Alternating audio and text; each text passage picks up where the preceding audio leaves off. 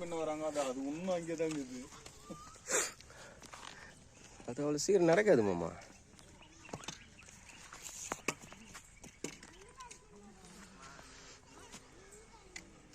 இந்த ஊர்ல களி ஒரு களி 10 ரூபாய் இல்ல, களி மட்டும் சூப்பரா இருக்கும். 1 ரூபா.